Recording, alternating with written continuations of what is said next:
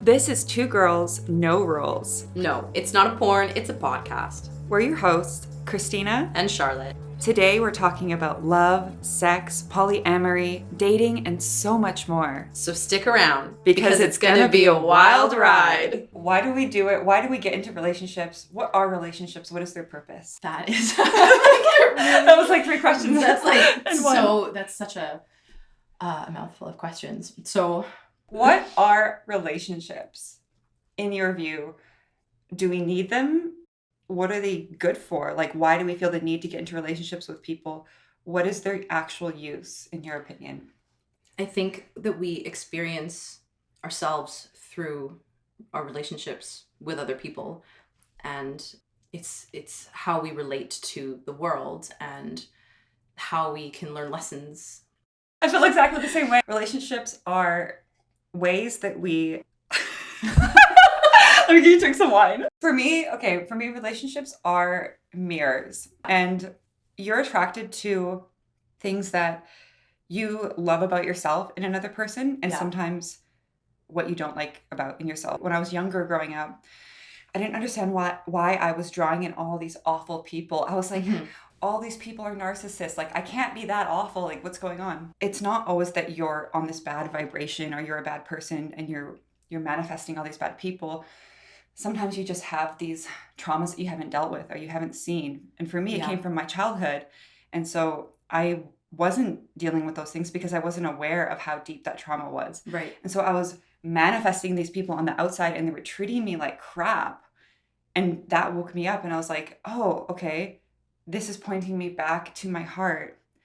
And, now I have to deal with all this stuff. And once I started doing that deeper shadow work, I started to manifest different people. And when people treated me poorly, I didn't get affected by it. Right. You know what I mean? Yeah. Only if it's inside of you, the charge is there and you're hurt by it because it kind of breaks down your ego a bit and forces you to do the work. But if you love your shadow and you feel like you're worthy of love, then when people are mean to you, it's like, just get away from me. Yes. You know what I mean? Does that make sense? You're more likely to call in the good people who are going to serve you in a healthier, or not healthier because it's all a part of your own growth, but you're more likely to call in higher vibration relationships when you've learned to accept those parts of yourself. And I think we're always calling in exactly what we need, right? To learn and to grow and move to the next level. We have these interactions in our day or in our lives, and it helps you to, if you're paying attention, it can help you to kind of reflect on a part of yourself or something that maybe you said because you see it in someone else and how it actually made you feel. Yeah. You know what I mean? And then you can be triggered by that and learn from it. Yeah, it's crazy because our intimate relationships trigger us the most. And we're supposed to be loving with these people. These people are supposed to be loving with us. And for example, like, remember when I was going out with that younger person and I was upset and I miscommunicated, projecting all this stuff onto me, saying I'm a horrible person. And I was trying to explain to him, sorry, that came out wrong, but I was just trying to tell you how I was feeling. How I feel. And when you're in so much pain and trauma and wrapped up in your ego, it is inconceivable that someone isn't trying to hurt you. The ego is it doesn't want to die. It grips onto things. But the thing, moving into so many relationships with people, with lovers, the more you go into it, the more you see yourself, the more the ego loses its grip. You do that trauma healing work, you do that shadow work, and then people just are just people. Like, let me try to get my words here. Like, it's hard. Nothing's personal. You know what I mean? Nothing's personal. And it's like, you don't like me, that's not a reflection of me. You're doing you. I'm sorry that I hurt your feelings, but we're just doing the best we can here. It's hard to be vulnerable like that. You really have to allow yourself to feel. And so many people don't. And I think that's why people don't grow. We grow by feeling our emotions and by feeling our pain. Yeah. And integrating that and learning lessons from it. And if you're not trying to learn a lesson from every situation that you're in, then what's the point? Why are you even doing it? And that's the point of dating. There you go. That's what dating is. I think that's absolutely right. Like, it's so hard to be vulnerable. And I think it's even harder for men because they've been so conditioned to not express themselves. Yeah. What do you think about that? Because I know you've had issues with that, with men who have not wanted to share. Express themselves. Yeah. I think men are generally less able to do that. they're taught kind of from a young age that it's not a masculine thing to share your feelings and share your emotions. So one other thing I wanted to talk about too, without getting too political, is gender roles and how maybe adhering to them a little more in relationships, at least personally for me, has brought a lot of joy and comfort into my life. As a woman who wants to surrender and be in her feminine, having a man around who is strong and can kind of weather the storm and hold space, that is so comforting. Who knows, like, it is my role to be a provider. Like, that is so comforting. And I don't think that's taught now. Feminism has made it seem like, you know, women can take the lead and can do anything that a man can do. We are powerful, but we're powerful in different ways. And we're being taught to compete, and we're actually giving our power away. We're actually losing touch with our womb and our intuition. So we're trying to compete with men. That's just illogical. Men built our world. Infrastructure that we have was built by men. And men go out and they do these shitty fucking jobs. Like, they work on oil rigs and, you know, they build skyscrapers and all of this kind of stuff. And there's a reason why men should be doing that versus women, right? Men are biologically stronger. They don't bleed every month. Like, they're not like insane for half the month. And as a woman, why would you rather be doing that than be at home with your babies, raising children, raising the next generation, or making your art, right? Like painting your pictures and doing your music and cooking food and doing creative artistic pursuits. The world needs women to be in that power, right? The world needs women in their creative like zone. And we're channels for spirit. Yeah, 100%. Absolutely. And we're giving that away. And it doesn't mean that as a woman you can't do that. It just, if you have the choice. I think in schools we should be teaching people what feminine energy is and masculine energy is. Yes. And while in my personal belief, gender does arise from sex, feminine and masculine energy, everyone has that. Everyone has it in different amounts. I think that I feel that there's like this attack on traditional gender roles, and there's this attack on, you know, the masculine and feminine. Let me really try to get this out properly. For me, it makes sense scientifically that gender arises from sex. If you were born with boy parts, you're a male. Obviously, there's intersex people. That's where it gets a little confusing. Yeah. If we look at gender as more of a spectrum, just to play devil's advocate, if there's a really manly man over here, well, what about the manly man over here who's almost a woman within their hormones? Is that man still a man? Right. Or is he a really feminine man? Right. And it's like when it comes to the trans stuff, I don't know if we should get into that, but like, is it wrong for him to change? Is it right? If he feels more comfortable, you know what I mean? Like, maybe not, but to teach everyone this, like, oh, if you feel a little bit uncomfortable, you should just go get surgery. That is not. That's the thing. I think the problem is that we're teaching people, if you are born in a boy's body, you need to be this way, and you can't be masculine if you also if you also are very sensitive, or if you also like to wear a lot of pink. You know, you can't be a masculine person and you can't be a boy if you want to wear a dress. Yeah. Right? So instead, people decide that they are now a she and they are now a girl because they refuse to embrace adhere to the binary, but that they're enforcing the binary. The societal construct of gender, which is so silly to me. I dressed like a boy when I was a kid. I hung out with boys. In this society, if I was growing up, someone would tell my mom she could be a boy. She should go get surgery. And my mom would like literally beat them up and be like, fuck you, which I'm thankful for. But maybe I shouldn't say that. No. But, for sure, I'm thankful I'm not growing up in this time, because it is very confusing.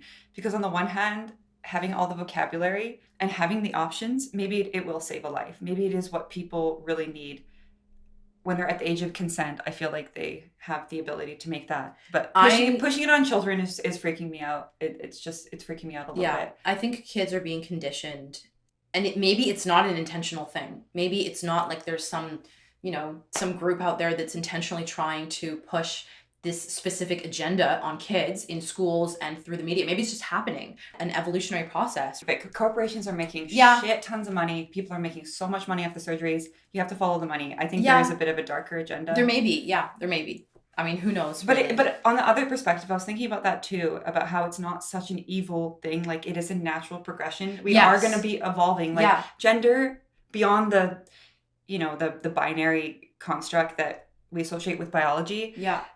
Gender is more of an identity and an expression. But that is going to evolve. That is going to evolve. Yes, it is. You're right. But it's also an energy. Yeah. And I feel like masculine and feminine are very like fundamental principles of the universe. Mm-hmm. Everything literally comes from these two energies. These two energies exist in everything. Mm-hmm. You can think of anything as having a masculine energy or a feminine energy. It's how the world is built. Yeah. So to then say that, you know, those two things don't exist. We're kind of playing God at this point. Well, I get that it's helping people. Sometimes people are just sick. They're just uncomfortable. Yes. They're not naturally hormonally imbalanced or gay, and maybe this isn't something that's actually going to help them. This is being pushed on them. So that it's really upset me. It's really triggered me quite a bit. I think that it's an identity issue. I think that people lack identity. They are not confident in who they are, and they're being told in schools and by the media that who they are is not okay. So they grow up just totally confused about everything. I just feel like mental illness and victimhood is being celebrated. Oh, 100%. 100%. And that makes me really confused. Our culture now celebrates people for being mentally ill. Why are so many people rejecting the body they were born into? That's interesting.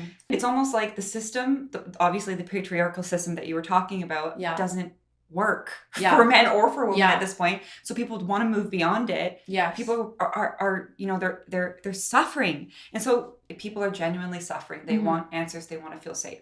Yeah. And, you know, obviously things aren't working. So we're trying to create this new system, but I think people are really confused. And I think what would help is teaching people about what actual feminine and masculine energy is. Because regardless if you're a gay or a they or a she or a trans or whatever, you have those energies within you. Yes.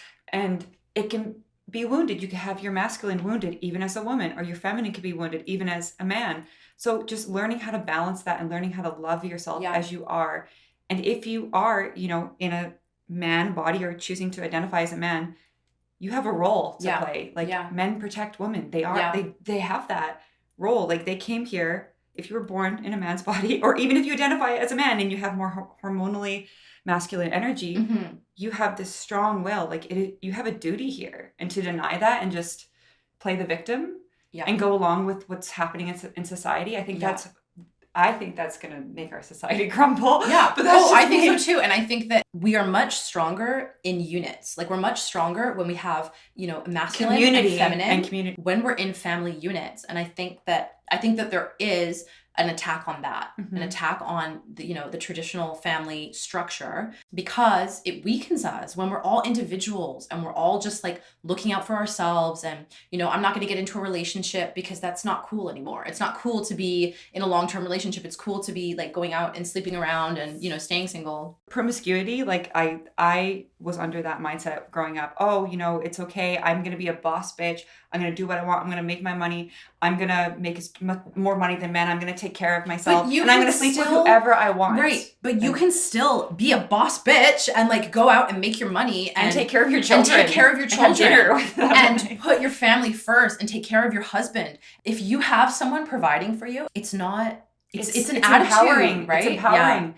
Yeah. At the end of the day, who is happier? A woman who's working over 40 hours a week to try to compete with men? Yeah. Or a woman who, you know, maybe they go to work, but they also take care of their children and have time to relax. When you have that balance and it's healthy. And obviously it doesn't work for everybody, but I think establishing some kind of roles in your relationship, personally for me, it has awakened me so much, because everything used to be a fight. Everything used to be a competition. And now, like, everything's just kind of easier, knowing, like, okay, this is your role. Yeah. This is my role. We're not competing. We're contributing. Yes. And I was thinking about men taking leadership roles and like what that looks like. I have never had a relationship where a man has said to me, hey, I made plans for us to do this Mhm. at this time. I was thinking of us going out and doing this thing at this time. How does that work for you? Why are you smiling at me? I don't think I've ever had a man do that too. I think we're both very controlling people. So we tend to. And that's something else we can talk about is like, why do we, like, maybe we need to learn. Oh, I'm still learning how to surrender and submit. Right? But why are we like that? Is that because we've been conditioned by the patriarchy? We grew up when women were flourishing. Feminism was like, on us. Yeah. So exactly. That was my mindset. Right? I'm just as powerful. Yes. And I need to compete with men. I need to. Exactly. But what I was saying, I was like, I've never had a man do that. I've never had a man say, hey, I was thinking we should do this. Like, this is the time I'm going to book us a table at this restaurant. And then I was thinking we could go out and do this. And how does that work for you? Like, is that time good? And I've never had a man do that. And I would kill for a man who would do that. Like, not even on an anniversary or something. I'm the one making plans. That's exactly what I'm saying. I'm the one who makes the plans, but it's not because I necessarily need to control the situation. It's because I know that if I don't, they won't do it. It won't happen. Where do you think that comes from in you? So to get personal. So I think that it really is that I end up with men who are weaker because there's less risk involved in being in a relationship like that. I think it comes from a fear of abandonment. With patterns, not just for you, but for the listeners, with patterns you can't seem to let go of. I like myself. I like to ask myself a few questions. Yeah. Is this bringing you any joy? Yeah. Is it? Yeah. So it's protecting me. So here's what it is. And this is a little off topic. It's not what we were talking about before. No rules. No rules. Okay. So this is what it is.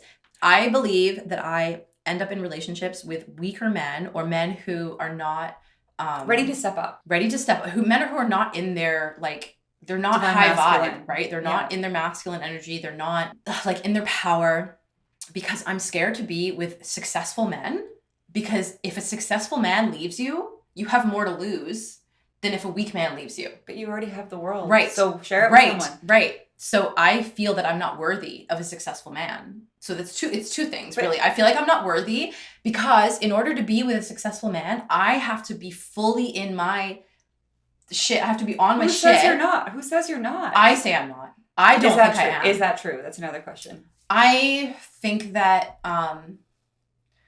who's telling you this? Like, is it true? Is it really 100% true? I feel like I manage. I feel like I could be doing better. I feel like I could be doing much better than I am in life. Okay, from my perspective, I think you're like a super woman. So I think you're a little deluded. But yeah, no. But if that's how you feel, then why haven't you been stepping up into your divine feminine to manifest this person? Yeah, because it is uncomfortable. It requires work. It requires fucking work. I think it's easier said than done. It's easy to judge people. It's hard to see yourself. But that's the point of relationships. Myself. Relationships will show you how to level up. That's the whole point. Exactly. That's literally the whole point. Yeah. Like, oh my gosh. Yeah. So I've never really had healthy, like, fulfilling. I mean, I guess they all are what they are. And you know what? That's funny because you didn't have, I'm sure you've experienced trauma, but you didn't come from like the hood. No, and you I still didn't. have had kind of odd relationships. So it must be difficult for everyone. Yeah. Well, so I think for me, like my dad. I came from the hood. I didn't. My parents, they came from the UK, and my grandparents are very proper and not like upper class or anything, but just well-to-do. Just quite a proper British family. But I think that when my dad left when I was 10, and I moved from Canada to the UK, I think that dark side. I think there was some trauma. That happened there, right? Like there was some abandonment issues. Even though I have a fantastic relationship with my dad now, there's some trauma there, and I think that I have this fear of rejection. Yeah. And high school was really difficult for me. Like I was constantly bullied and by people who were supposed to be my friends, right? So I think, I think I should probably be in therapy. But I mean, I do a lot of my own therapy. I'm my own therapist because could be true, right? It definitely is true for me. But regardless, the right person will love you through that pain. Yes. The right person will love you through your flaws. But I shut people out. And help you. That being said, someone obviously men have traumas, but Mm-hmm. a recurring theme for me, and I know for you and for many women, because we're natural caregivers, is to want to take care of men. It makes us feel good. Yeah. And so we go after until we are firm in ourselves and we're like, I'm worthy of more. It is safe to focus on someone else. Yeah. But I don't deal with our problems. And then 100%. But I don't even know that it's all that. I think that it's also just that we're natural caregivers. We want to help people. We're meant to raise children. We're meant to take care of children, right? But men are not supposed to be children. No, and that's providers. And that's the problem, right? So these men don't know how to take care of themselves, and so we end up gravitating. So I can't tell you how many relationships I've gotten into where it's like the man does not know how to take care of himself. Yeah. And I just end up feeling like I have to manage their schedule and their life and their health and their wealth and, you know, all of that stuff for them because they're not taking charge. They're not leading. That's why I think, you know, just teaching people about these kind of gender roles, it doesn't always work for everybody, but can help a lot of people step up and go, I'm a man. I'm a natural leader. Yeah. I have to provide. Yeah. Like, I'm a caretaker. Like, this is what I do. Yeah. On that topic, I feel like women see men in two roles, and that's pretty much it. Provider, lover. And this has caused me a lot of pain because personally for me, I've had issues like wanting to keep intimacy alive with my partner. I'm like, oh, I'm bored. And I've been kind of promiscuous in the past and I didn't think too much of it. But now I realize there's nothing casual about sex. No. You're taking on so much energy. Yeah. It's just, what do you think about that? Do you think having multiple partners is okay? Like, what are your thoughts on that? No, I agree with you. I think that we take on the energy of, you know, the people that we sleep with. And I think that can be very detrimental over time. But I also like really enjoy sex, right? And so it's easy in the moment to disconnect from that part of you that says, no, this is not good for my psyche, right? Because your body is like, I want this. Yeah. But your heart and your soul is like, this probably isn't something that I should do. This is not good for me energetically. Yeah. But that's the same thing as when you decide to do drugs or drink or, you know, do anything else that's bad for your body. Yeah. Right? Like your body wants it, you know, even though you know it's bad for you spiritually, emotionally, whatever. So people can be a drug. Absolutely. People are the most intense, crazy drug. Like 100%. Can I ask you to talk about falling in love with people before seeing them? And we can both talk about that. Because when I was younger personally, I had such a big imagination and I think I had such a big heart. Yeah. And I believed in love and I still believe in true love and I believe in like soulmates and things. Yeah. And you know, through the internet, I really feel like we can connect to people. We can, you know, connect to their energy. Yeah. We can have astral relationships. Like I've had internet relationships and like astral sex that's probably been better than real life. Physical. Yeah.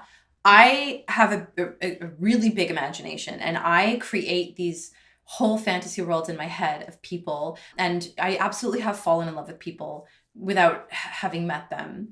And I think we create personas in our mind, or at least I do. I don't know if it's the same for everybody. I think it's natural to want to tell stories about people to understand them. Yeah. I think maybe we do it a little more. It's it's fantasy, right? It's a fantasy. Like we're air signs. So we live very much in that kind of like airy fairy world. Yeah. And then you have to ask the question, like, what is love? Can you really truly be in love with someone if you haven't met them in the physical and been with them for a long enough period to see them outside of your fantasy, right? Is it love if it's just a fantasy? Even if you're having this relationship with someone online for, you know, a long term and you're having this text-based relationship, but it's still fantasy because they only show you what they want you to see. It's almost like black magics. Like sometimes it is. It's almost like dating like an AI or a computer or something, right? Like it seems perfect. It's so beautiful. Like I've had the most intense crushes on people. Like where, you know, my whole body is on fire and like this person is the one for me. And then something happens and they reveal themselves and then I'm like, oh, I guess it was just in my head. Right. And so that's the drug. That's the drug, right? That's the like the high that you feel when you're in that state. So, but then is it just our chemicals? Is that all it really is? Or is love what happens when the chemicals are gone and you truly still want to be with someone? You choose to be and there. You I think choose it's to a be choice. there, right? So which one of those things is love? I think we confuse lust with love. 100%. Right? We want the butterflies. We want the good feelings. But that's not love. That's not what love is. And I've felt that for people I would never have a relationship with. Yeah. And you look back on it now. I look back on some of them now and I'm like, I think you need to be kind of logical with your actual relationships and actual love. And in the Buddhist perspective, love is empathy. So does this person actually care when I'm upset? Is my pain their pain? Is my joy their joy? Are you on the same level? Are you actually loving each other and respecting each other? Because a lot of those people, personally for me, that I've been in love with, it was not actual love. No. It was just lust. They just made me feel good, and I made them feel good. Did they actually respect me? Did they actually give two fucking shits about me? Absolutely not. Did they get up in the morning and make me fucking breakfast? Or did they just say, I have to go golfing, goodbye, and probably go fuck another woman? And not even kidding. Yeah. It's just insane. What do you think? What do you think love is in your opinion? What is it? I think love is a choice. I think love is when you choose to be with someone after those chemicals have disappeared, or after the high is over. Like when you've come down from the high. It's a choice. And you're still wanting to be with that person because you like who they are. You respect them. That's the biggest thing, I think. Yeah. You have to respect somebody. And you have to respect yourself to actually see people. Yes. That's difficult. Yeah. Because if you don't, then it's just control. Yeah. Then it's, you make me feel good. Yeah. I don't even think you're on my level. And for me too, from my perspective, I've thought about this in my own personal relationships. Like, I don't really like you, but you make me feel good. So I guess I'll keep you around. And that's a really awful thing to admit, but I have been there, and it's been done to me. Oh, you're just something that makes me feel good. Yeah. Or you distract me. Yeah. I'm bored and you keep me entertained. Yeah. Right? Exactly. Like, what else am I going to do? Yeah. I think that it's hard to find real love, right? Like, I think that a lot of relationships it's not love. Like, a lot of people are in very unloving relationships, and it's, again, goes back to that whole conditioning and like what we're supposed to be doing with our lives. And society's broken. Like, people are not taught what a healthy relationship looks like. Yeah. Right? I don't even have any examples growing up. No. Really. Like, aside from Disney, which is poison. Yes. You get married and then your life's over at 27. Yeah. And that's why everyone goes crazy around then. Yeah. On the topic of promiscuity, let me talk about that because I know you've been very vulnerable, and I really appreciate that, and I'm sure a lot of people out there can relate to that. From my own perspective, I've had a lot of difficulties with lust and promiscuity, and now looking back, I'm not guilty about it anymore. I process that, but I really wish I had taken sex more seriously. Right. And I feel like I caused a lot of pain with that, and I'm just questioning, like, why did I do that? And I guess at the end of the day, I just wanted to feel happy. I just wanted to feel loved. I just wanted to feel like a rush or like a connection. I wanted to feel a connection. And for me, it's confusing because why did I keep going out with people who treated me so poorly? And I think it's because it was just familiar, and like it was trauma that I knew. It was like, oh, you understand my pain. It was like a trauma bond. And until I could heal that, I just couldn't stop going to these awful people. We're looking for something and you were hoping for something more than what it was, right? Like, you didn't go into those things thinking, I'm just here for sex or this is going to cause me pain, right? Like, I know that you went into those things thinking that you had a connection with those people, right? And so you were searching for that. I definitely have had my promiscuous times. There was a year when I was 19 that I don't want to talk about. That is what I was doing. I was just constantly searching for that high. It was a drug. It was a drug. And then I got into long-term relationships, and I jumped from one long-term relationship to the next, because which can also be like it was the same distraction thing sometimes if you're not dealing with stuff. And absolutely, it was the same thing. I was still getting that rush from it, but I was just connecting with people more consistently, right? The same person for longer periods of time. And I went from 6 months to a year to 4 years to 4 years, just and having these long-term relationships. So I jumped from having my year of being single and just sleeping with people to having 15 or 10 years of being in long-term relationships. But none of those relationships I wasn't able to process things while I was in those relationships and in those situations. I was hiding from myself, and I was using them as a way to avoid growing as a person and putting effort into my own life. Yeah. I was so focused on other people because it was a drug to me. It was like,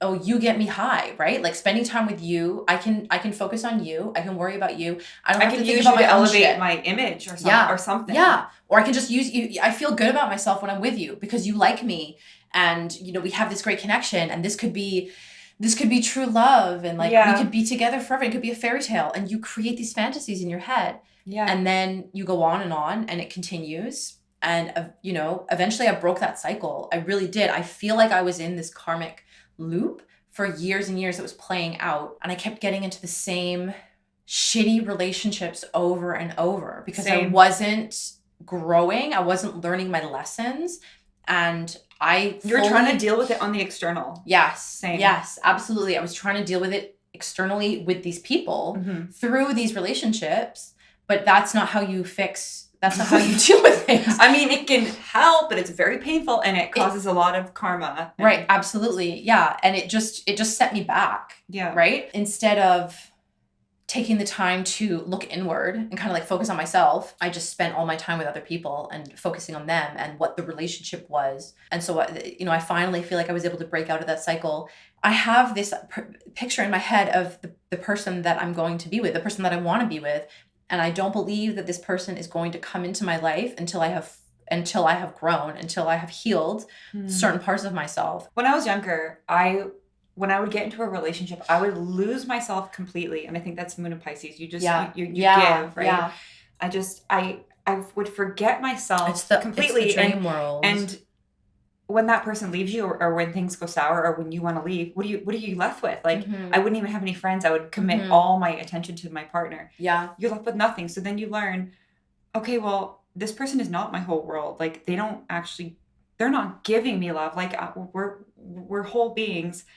And when you've healed your trauma and you're able to be present, when two people come together, you're just a portal for love. So you can be in love, with many different people. Like, obviously you're attracted to certain people, and lust is a bit different. And that can be, you don't even have to be present. You can be out of your body drunk for that. But like for actual love, if two people are present, love just comes out. It does, but it's a choice. Like, do I want to do the work? To stop blaming and saying like, you're the reason I'm unhappy, or I can't be happy. That's the thing. Like, when you're in a relationship, it's so easy to blame other people. And I do that all the time. Like, you should be doing this, and then I would be happy. If you clean this, then I could be happy. Then I could love you. And that's horrible, but that's, it's the truth. I think if you're with the right person, then you won't feel that way. Right? Like I think I'll always feel that way because because if you'll just love them. There'll be nothing wrong with them ever. No. I don't mean that because there will always be problems, and you should always feel like you can go to that person and say, hey, I don't like that you did this. This kind of upset me. Harshly, maybe. But on a regular basis, because I've been in that situation where I'm with men who don't clean. Okay. And I'm just like, if you only cleaned, you know how happy I would be if I came home from work. But then aren't you supposed to adhere to your feminine roles of cleaning? That's like, but I know. Okay. Well, if I was at home with children, if I had the opportunity to be in a relationship with a man who was out there earning $150,000 a year, $200,000 a year, and I could be at home full time with my children, then he wouldn't need to come home and clean. But when we're both working, because that is this, you need to share the load, and that's about creating the roles. And, Yes. and you don't always have to adhere perfectly. But it's balance. Creating, It's balance. You have to be balanced in a partnership. Whether you're like, no matter what you're doing, whether one person is doing this, and this, and the other person is doing, it's always about balance. Yeah, right? 100%. So often I have felt like I'm not balanced in a relationship. Like I'm doing all the work. What is your... Okay, let me tell you about my worst relationship and then you tell me about yours, because I don't know. I have so many to choose from. Okay, let me tell about mine. Okay. So I was dating an American. Let's not name names. I know who you're talking about. Do I know? You probably Was that your worst relationship? It was one of the worst. This is when I was about 27. I just left a long-term relationship. I moved in with my sister. I was dating that person from America. He was like a neo-shaman. He was like...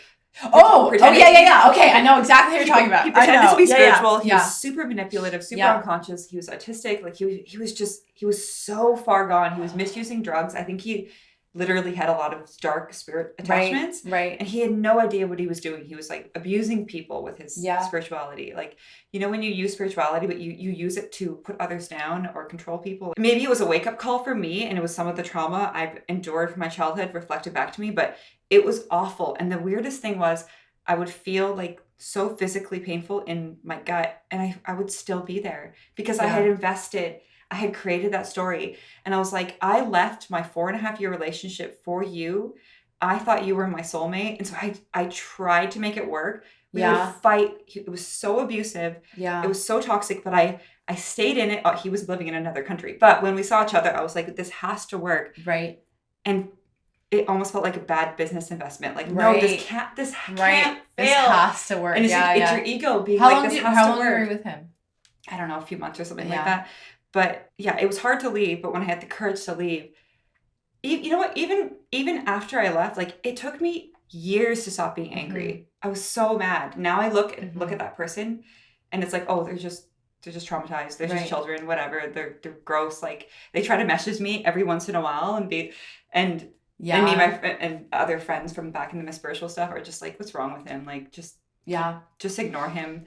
And it's like we have to go through these things to learn, obviously, but wow, like it was icky. Yeah, I remember this. I remember this situation, but it's almost like I duped myself. It's like I was playing tricks on myself and allowing this person. We lie to ourselves. We lie to ourselves. I was lying to myself a lot in my own life, probably about things. That's what it is. And it manifested. Yes, that's what it is. We're lying to ourselves, and so that's what we get reflected back to us, right? It's almost like the universe brings us a mirror. It's like, you're not looking in the mirror enough, so I'm going to bring you a mirror that you're going to spend all this time with, and you're going to be, able to see all this stuff that you're not dealing with in your own life. No, I know what you mean. I think a lot about this because I really do care about people, and I question people, and I really love psychology. And I think, like, why is this person being awful to me? Is that a reflection of me? Is this something within me? And like I was saying when we started this whole conversation, it's often your shadow. And if you've done the work, it won't be that painful. If you haven't, though, it will be painful. You know what I mean? So you can tell where you are in your spiritual journey when people are being mean to you. It's like, okay, that's cool. Have a nice life. I agree. I think it's your shadow, but I also think it's just what serves you. It's just what serves It's just what serves you. So it's not even that you're with someone and they're reflecting back everything that you think about yourself or that you have done in the past, like your behaviors and your patterns. It's not just that. It's what serves you in your growth at this time, right? What do you need to wake the fuck that up? Character that right? you need. Maybe they're not even. I almost feel like that sometimes, like with around some people, like because I'm kind of a channel. I kind of like say things. Yeah. I'm like, why did I act like that? But maybe that's what that person needed. And you don't know. You don't know what's going to affect somebody. I have another topic. Obsession. Have you ever been obsessed with anybody? Oh, 100. I'm obsessed with everybody. I'm obsessed all the time. Oh my God. Tell me about that. And I'll tell you about my worst obsessions. Okay. So the last person that I was truly obsessed with was probably, who, crazy guy from last year. I was like actually certifiable. Certifiable. I'm pretty sure. Semi-famous. So we won't say his name. I'm not going to say his name, but obsessed just from the moment we started talking. It was the most intense relationship I've ever had in 3 weeks. Mm-hmm. And we absolutely created this fantasy life together. I remember. I was jealous. Yeah, you were. I remember reading you text messages and showing you voice notes and all this kind of stuff. And we built this fantasy of each other together in our heads. We created this relationship that we only lasted about 3 weeks. Well, 3 weeks was the initial part. It went on for a few months, but that was all toxic after that. But like we hung out during that time and the obsession was still there, right? Like the obsession was real and it just went on and on. And what did you learn from it? Would you ever do that again? No, I would not. I learned to put walls up because I think prior to that, I was too trusting. I was too eager to get into a relationship. And I think that's what happened. I was very eager to get into a relationship. I was very eager to fall in love. And I thought that what was happening was love. I thought that I had met this person who was my soulmate. Because it does feel like and love. It became like this thing where he was sending me voice messages and videos all day, every day. And I was sending them back to him. And we just had this, just really intense, passionate connection. And like, I'm not going to deny the connection was there. Physically, it was real in some sense. It was absolutely real. But what it taught me is that I can't be so vulnerable. I can't be so quick to jump in and trust those like biological reactions, right? Because that's what it is. It's your biology. It's your primal nature just wanting to like fuck someone or wanting to like experience that drug, right? Yeah. That's what it was. And I have, since that happened, I haven't been trusting people at all. And I just feel different. I feel different when I get into a relationship. It might be a healthy thing though, in some regard, like to have a little bit of. I think it is, but I do think that there's some trauma there from that situation. It was really traumatizing. It went on for months. It's all learning. It's all learning. Yeah, it is. That reminds me of, like, I've fallen in love with people. I fall in love with people pretty much instantly. Like, I see them, and for some reason, I love them. Like, right. They remind me of someone, or they smell good, and it all comes to me. But that's because of the story in your head. Exactly. Right? You see, I've done the same thing. I see pictures of people, or I watch a person speak. Yeah. I like to watch people speak.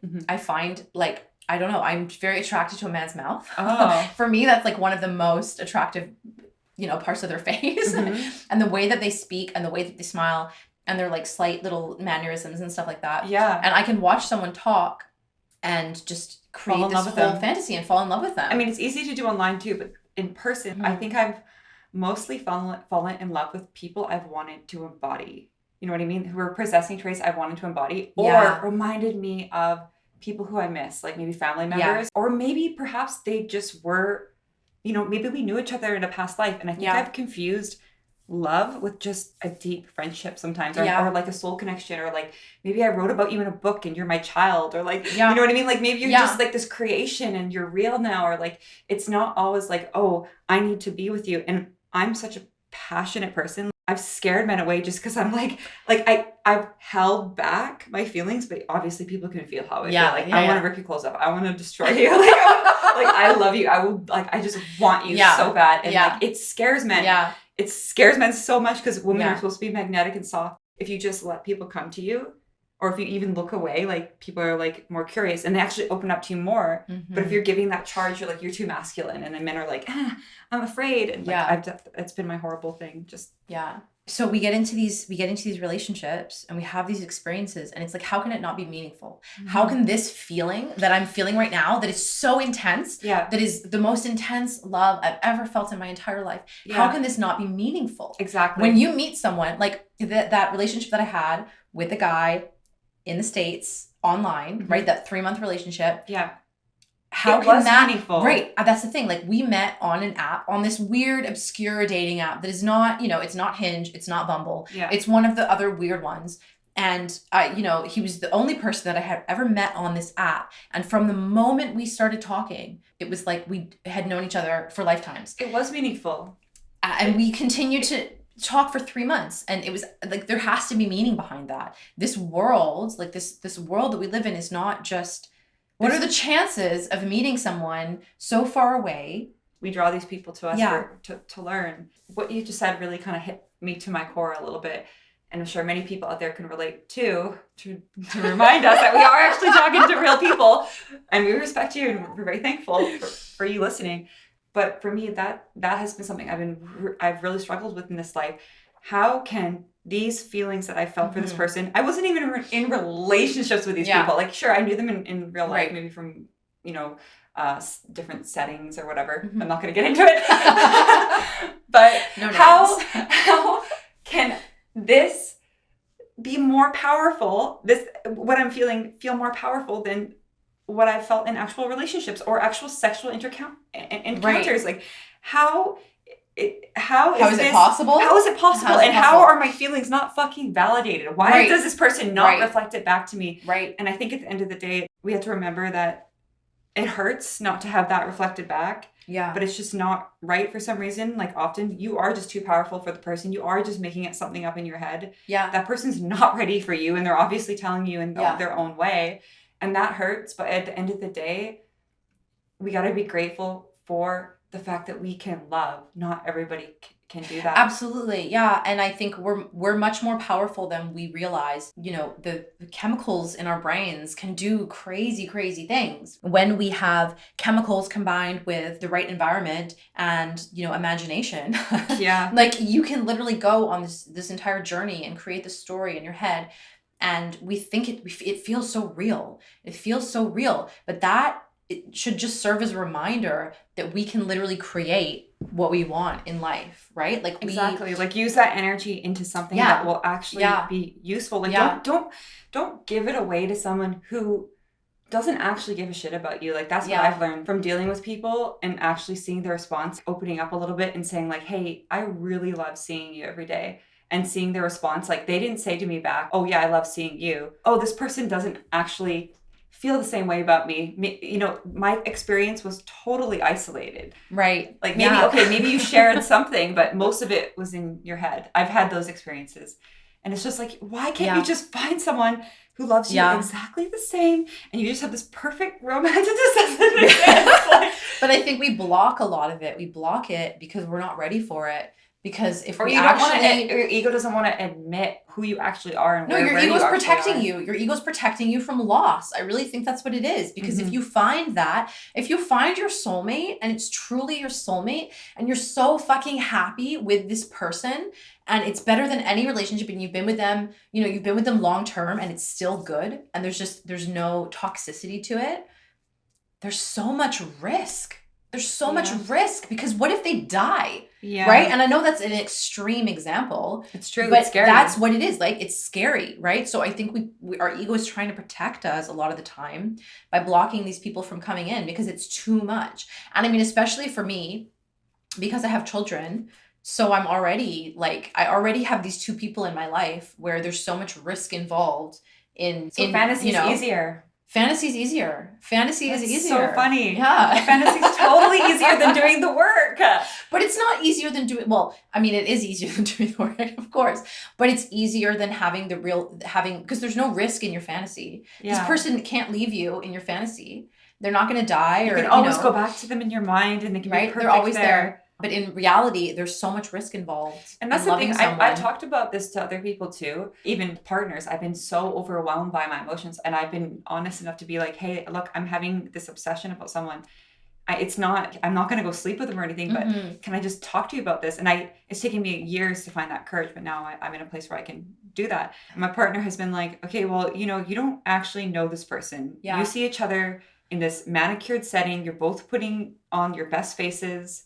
And who knows what this person's actually doing? Maybe they live with their mom and play video games all day. You don't know who this person is. So I had a match, like I was on Hinge and I had a match with this guy. And so we were having a really nice conversation one night. And he was really he was very different from a lot of other men that I match with, that I date. He was a little bit younger than me. Mm-hmm. He was very fit. He was really athletic. He looked like he was in his 20s, even though he probably wasn't. Mm-hmm. Very athletic. He had kind of like model-esque photos. Mm-hmm. And so we had this really nice conversation. He was into sci-fi. I clicked with him, right? And I had sent him a message. And the next morning, when I woke up, he had unmatched from me. Why? I don't know. I'll never know. Maybe his girlfriend was like, stop being on the dating apps. You don't know. So you have to, in my head, you question things, right?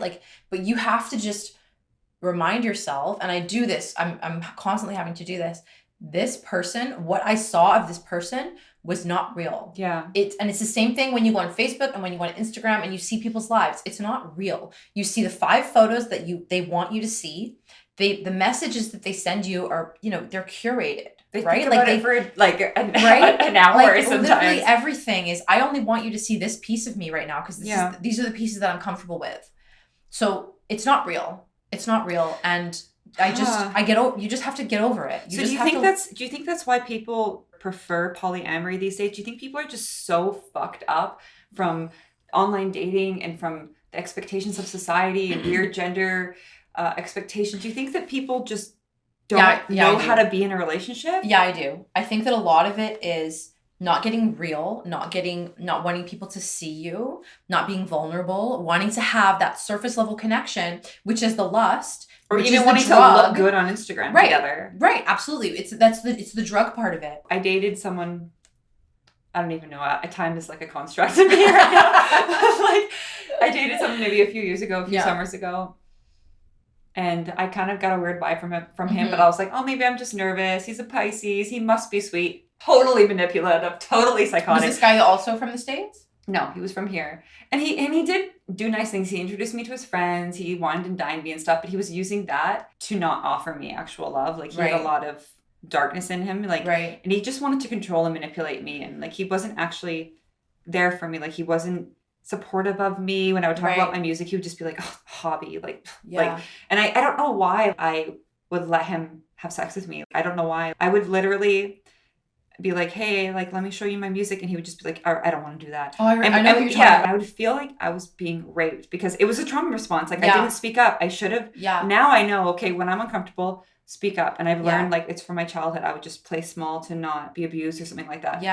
But yeah, it was awful. But he was basically grooming me. I don't know. I was in a weird place. I didn't really know what I wanted. He was like, well, he was telling me about polyamory and he was explaining what it was. And he was telling me, but I'm fine with you for now. Meanwhile, he was probably cheating on me. Now looking back, I found underwear in a bag. He was like, oh yeah, that was just someone else's bag. Now I'm looking back. He was totally having sex with him. He was a complete sex addict. I think that there's more to it than just, I think that there's more that goes into it than just like, I want to fuck a bunch of other people. Yeah. Right? I don't think that it's based in that. I think that it's more about not wanting to be vulnerable, not wanting to commit. I think it's more of an emotional thing. You're right. A lot of it comes from, especially when you're younger and you're immature.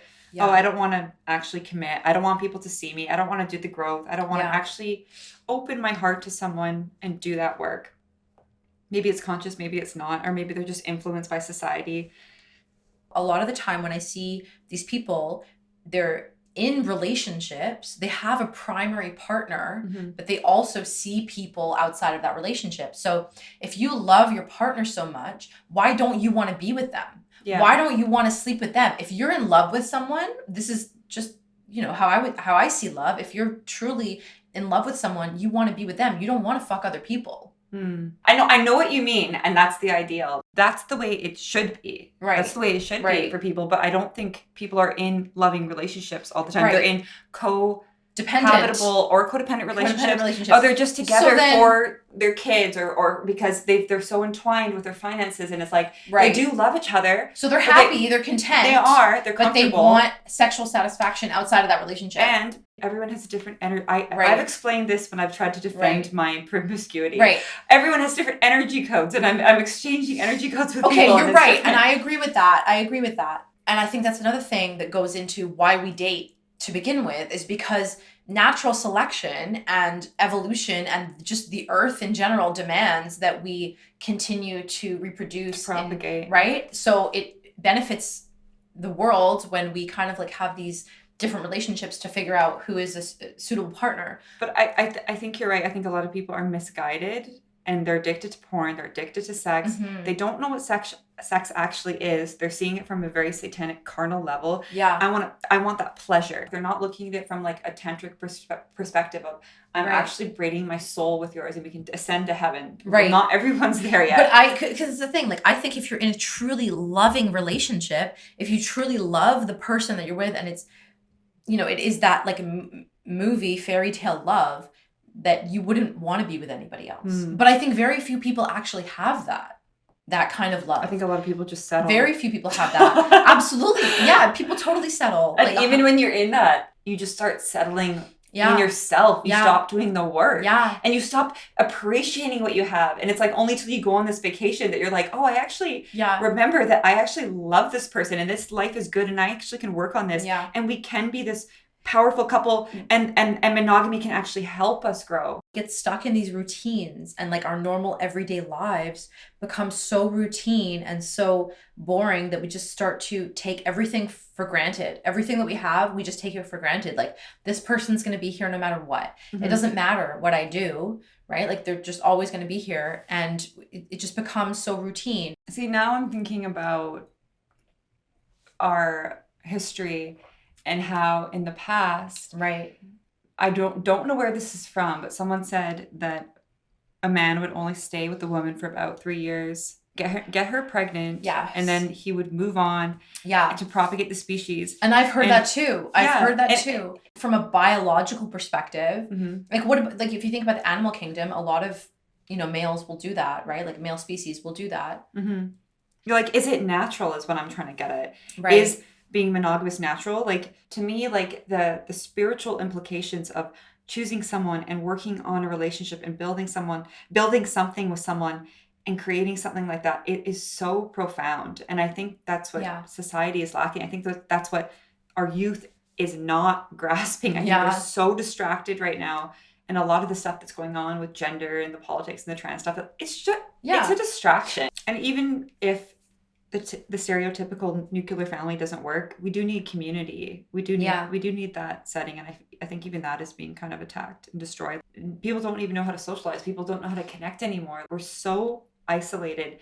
And what do we do when we're alone? Well, we watch porn to please ourselves. And then we get these random fantasies. And then we go to have sex with people. And we're not connecting on a spiritual level. We're just fucking people. And using them like drugs. And just, it causes so much pain. And people are, okay, that person I was talking about, he was so addicted to sex. Like, I didn't understand how bad it was. But that kind of person, they can't be in a relationship. They don't see other people as people. I was an object to him. And I needed to experience that for some reason. I'm sure people have that perspective when doing polyamory. Oh, I just want to fuck and use people and have my fantasies. But I think other people, they're like, well, I want to experience different people, and it is from another perspective. I think it can work for some people, but at the end of the day, I think if you want to really grow, I think you do need to get into something with someone. You know what I mean? Like, you need to have some substance. In ancient societies, sometimes they didn't understand really what conception was. Right. So if they wanted to impregnate someone, they would send the best hunter. They would send all these people, the best man, to have sex with the one woman. And she would get impregnated. So that's an interesting way to look at it. Like, it's, what do you think of that? It is. No, it's sign me up for that society. It's continuation of the species, right? It's what it is. It's like, we need to impregnate this woman with the best of the best so that we can reproduce and have a better generation, next generation. Intention. Right? What is your intention behind dating this person? What is your intention behind sleeping with this person? What is your intention behind getting into a relationship with this person? You know what I mean? It's almost like you can, because your intention is not to impregnate, right? Like, you're not going out there sleeping with multiple women because you want to get them all pregnant and have 10 babies out there. My final question for you is, it's gonna be a tough one. What is the best sex you've ever had and why? You don't have to name names or anything. You can just describe why it was good. One of my sister's boyfriend's friends convinced me to go on a date with him. I was his first date, and we drank absinthe. Boyfriend's friend. So he was younger than me. And we went out on a date. We went to sushi and we drank absinthe, and I took his virginity. It wasn't good, and it was awkward, and we didn't finish. I've definitely had a lot of awkward experiences. The guy that I met on the bus that I ended up meeting at the bar the next night. Was he attractive? I can't remember a lot of the details, but I know that it was amazing. I know that it was incredible because he was this random European he was this random European guy, and we Wow. had this connection. They're more comfortable about sex in general. Yes, too. and the fact that I had seen him randomly on a bus and we had started talking. Yeah. And then I had bumped into him again the next night at a bar, right? So there was some kind of maybe like, he's listening. actually, and he'll contact you. I'm remembering. I bumped into him on the street corner as I was on Granville Street. Okay. I was walking down. It was the corner of Granville and Davie. I was walking down Davie Street, and he was walking this way down Granville, and we bumped into each other, and it was like, oh, you were the guy from the bus. We remembered each other from the night before, and we ended up back at my place, and I remember it being really great. And he had my email address, and I don't have it anymore, but he later emailed me a picture of his chest with a heart that had been drawn on his chest in like marker or lipstick, and it had my name like in the middle of the heart. Yes, wow. I remember that was really great. So what happened? That could have been your soulmate. That was it. I never saw him again. Never talked to him again. I think we maybe emailed back and forth once or twice. Some of my best sexual encounters have been, let's say, a little deviant. And the reason they were good probably